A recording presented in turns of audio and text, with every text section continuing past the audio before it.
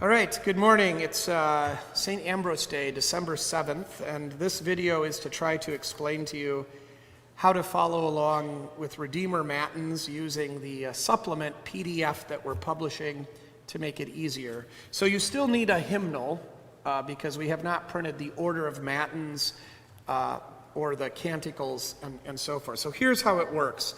You have a hymnal, and on page 219 is the order of Matins. We use just a little bit different music at the beginning for what the leader of Matins sings, but it doesn't matter. You respond in the same way. In the same sense, on page 220 for the invitatory, LSB only doesn't provide them, but we use seasonal invitatories, but the response is always the same, "Oh, come, let us worship him." So you don't have to pay that close of attention to what I sing or the vicar sings. Just respond in the same way and then sing the Venite. So that's all right out of the hymnal. And the first place where you'll need the supplement, if you want to follow along closely, will be for the Psalter. So we've presented the entire King James Psalter in that document, but it's been pointed. So it has a psalm tone written above it, and then it's pointed in such a way that you can sing the psalm to that tone, and we do that responsively. And I'm going to come back and talk about that in a few minutes, but I want to finish on how we go through Matins. So after the psalm, and there's no page numbers for the Psalter, they're just in order, 1 through 150. And then that'll be announced every day, what psalm we're singing. After that, Maggie will, or whoever's playing the organ, but it's usually Maggie, she will announce the hymn that we're singing that morning, which will be from the hymnal. So you'll need the hymnal again. After that comes the reading. So you can just listen to that, or you can follow along in your Bible. And then right out of LSB, the pastor or the leader will say, "Oh Lord, have mercy," and you'll say, "Thanks be to God." And then he will announce the responsory. So LSB only provides 3 responsories. I can't remember what they are, Common, Advent, and Lent or something. But we have a whole bunch of them. And we've provided those for you, and that will be announced with page numbers. So the pastor will say something like, "We sing the responsory for Advent on page 183. So that will be the page, the first page of the responsory is right after the Psalms. And then your page numbers correspond to what we're reading, and then we'll sing that together. The tone is the same as LSB, but the words are sometimes different because of these seasonal things. So that should be pretty straightforward. Then we will announce the catechism.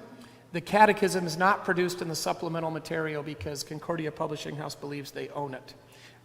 So we didn't produce that, but it's in the hymnal. You have to have the hymnal anyway, so that's on page 321 of the hymnal. It won't match the page number that we're announcing, but it's the catechism. So hopefully you know it. You don't even need to look at a page. Then you will have next the Bible passages for recitation, which are King James, and we have reproduced that, and that's going to be on page 206 and following. So he will announce a page number, which will be in your PDF, and then the number of the Bible passage and the Bible passage itself. After that comes the sermon or the catechetical instruction. Then he will announce the canticle, which will be most of the time the Benedictus, but the Te Deum during festive times. And then from there, it goes right into the Kyrie. And this we did not reproduce for you. It's the same music as LSB, but we sing it in Greek, not in English. So Kyrie eleison, Christe eleison, Kyrie eleison, instead of Lord have mercy, Christ have mercy. Nobody sings the Kyrie in English except for Anglicans and American Lutherans. So if you're in Germany, they sing the Kyrie not in German. The whole liturgy is in German till the Kyrie, then it's in Greek. If you sing the Latin Mass in the Roman Catholic Church, the whole thing's in Latin except the Kyrie, which is in Greek. Everybody sings it in Greek, but we picked this up from the Anglicans, so we've unpicked it up here with Matins. So the music's the same as LSB, but the words are going to be a little different. You'll get used to it. Or nobody can hear you except yourself. You can sing Lord have mercy if you want.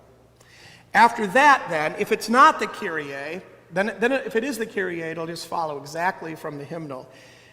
Sometimes, like during the penitential seasons, we use the litany, the sung litany, which is not in LSB, and we have typeset that and set that out for you also in the supplement.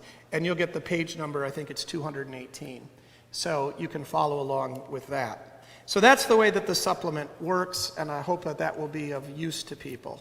All right, so now I want to talk about, and I've got Jonathan Casey here. Mrs. Casey's at the organ bench. You can't see her. Say hello, Maggie. Hello. There she is. So I want to talk about how this psalm pointing works, and then Jonathan and I are going to try to demonstrate it. So Psalm 1, which will be the first page, it's not a title page in the supplement. Tone 1, which is what we're working on with the school right now, is printed there. And the way that you look at this, even if you can't read music, you can see that first of all there's 2 black dots, and then there's a fat hollow dot. And the 2 black dots are going up like a staircase, and there's vertical lines on either side of them. That music you never have to worry about. That's called the intripit. It's only done in the antiphon, which we always do as the first verse. So the leader of Matins will sing that. You can just ignore it. Then that big note there is called the reciting tone. This is a layman's perspective, so if I'm musically incorrect. But anyway, it's just monotone. All you're going to do is you're going to say all the words up to that slash in the music, all of the words up to that slash in the text, you're going to sing on the same tone. And it's just like speaking at pitch. So, blessed is the man that walketh not. Oh, do you want to give me a real pitch? Blessed is the man that walketh not in the counsel of the ungodly, nor standeth in the... So it's just all straight, same pitch. Did I get the right pitch? Okay. So you're just gonna monotone, all right? And then when you see that slash, in the text, that corresponds with the slash in the music up above. And then you can see we've got 4 notes there, and they're going down like a staircase. And it's going to go, nor standeth in the way of sinners. So we're just going to march it right down just like that. 1 syllable for each note, right?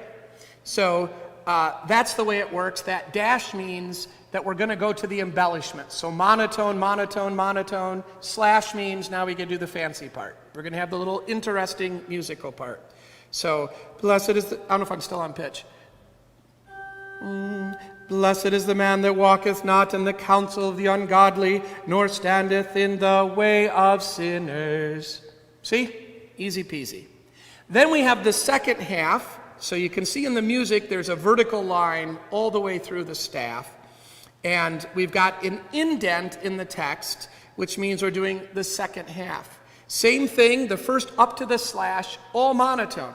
Nor sitteth in the seat, no variation, nice and even. And then the slash means we're going to do the fancy part again, and we're going to have, a little bit different this time, 1 syllable for each note, except if you look up above, you see that little, I don't know what that's, what would I call that for non-music? I don't even know what musicians call it. It's a slur. It's a slur. Oh, well, that's what I would have. Arch. There we go. So that arch, right, those 2 notes are connected. That means we're going to do 1 syllable on 2 notes. We're going to slur it. So it will go, nor sitteth in the seat of the... Whoops, did I do that right? There we go. Of the scornful. So scornful, right? So that every time on this tone, the second last syllable of the second phrase is going to be slurred. And that's indicated typographically for us in this marking system with that dash. So you can see there where it says scorn, and then the word is divided, and there's a dash or an M dash or something, and then full. And that dash, when it's after the slash, means slur. It's a little confusing because if you look down to verse 2 of Psalm 1, on the second half there, we have, and in his law doth he med, and there's a dash there. When we divide a word before the embellishment, we also use a dash. So if it's before the slash, it just means it's a single word that's been divided. If it's after the slash, like it is for day in that same phrase, and in his law doth he med, now we're going to change to the embellishment, it hate, day, hey, and night. That's the way the tone works if everything's normal. This is one of the slightly more complicated tones, however, and so that's part of what we have to talk about first. But let's just try to sing that first verse together. No intrepid.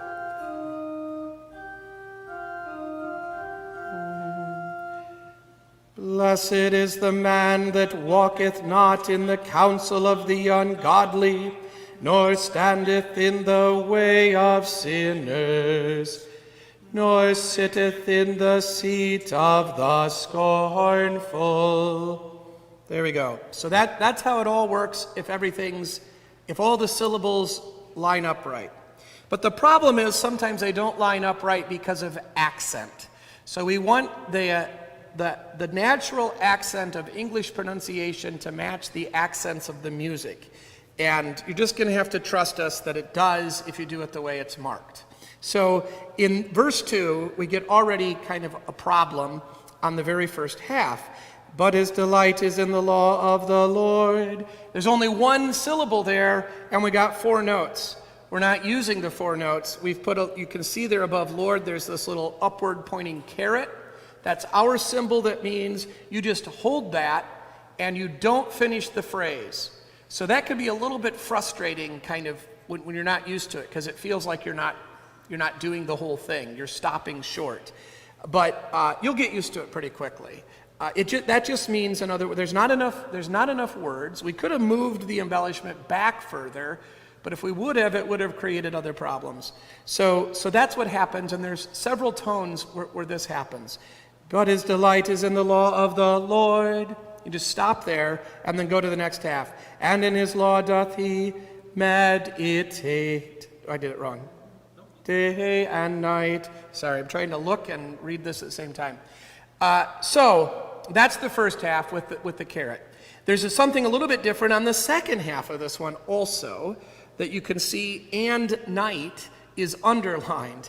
Well, sometimes it works out that we can just put an extra syllable or 2 at the very end on the same last note. And that's really not awkward to do. At least I'm not a musician. I don't find either one of these things that difficult. So, but his delight is in the law of the Lord, and in his law doth he meditate day and night.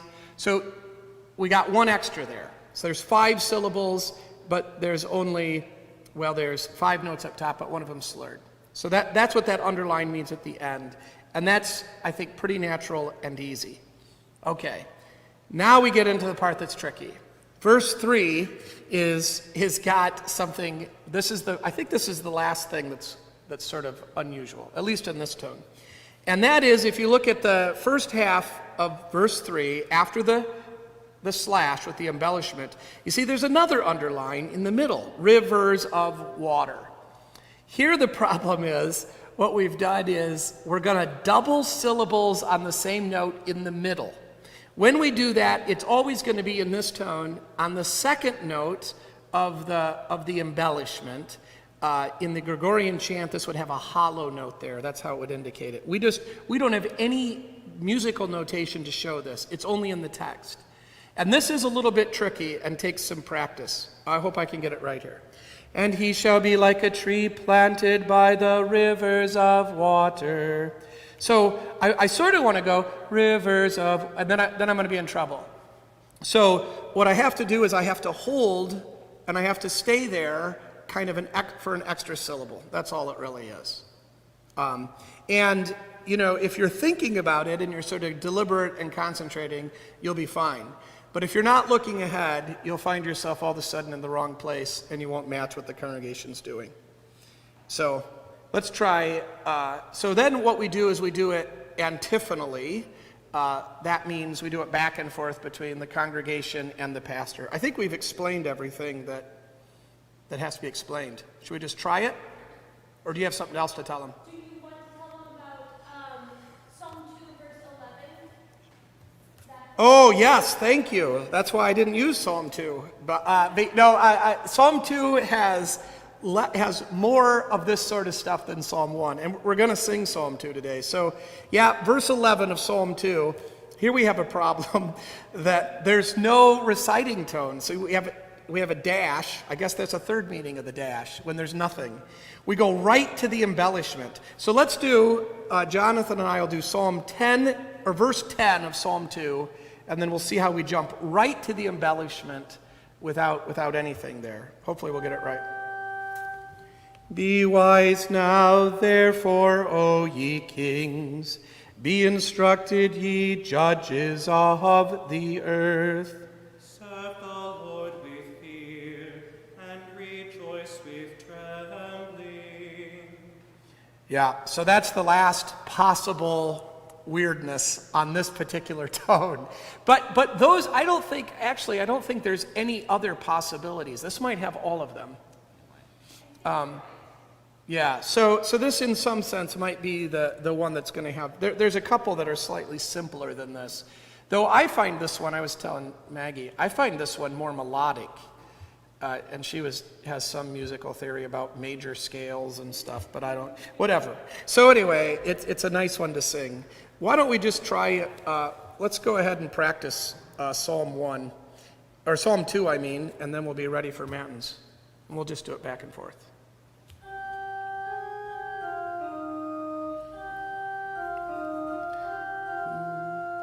Why do the heathen rage, and the people imagine a vain thing?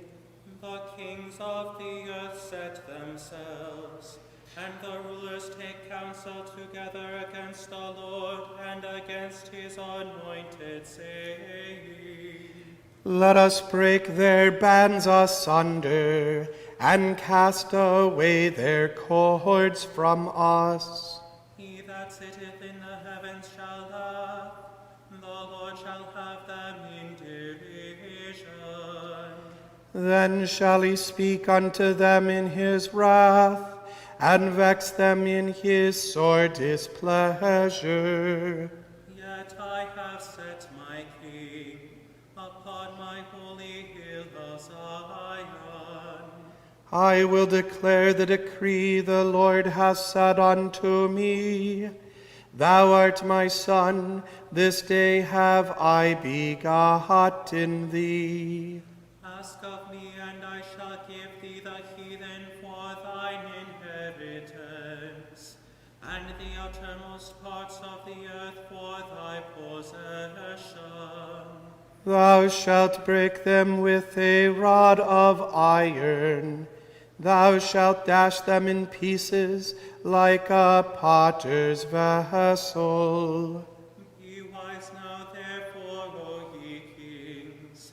Be instructed, ye judges of the earth.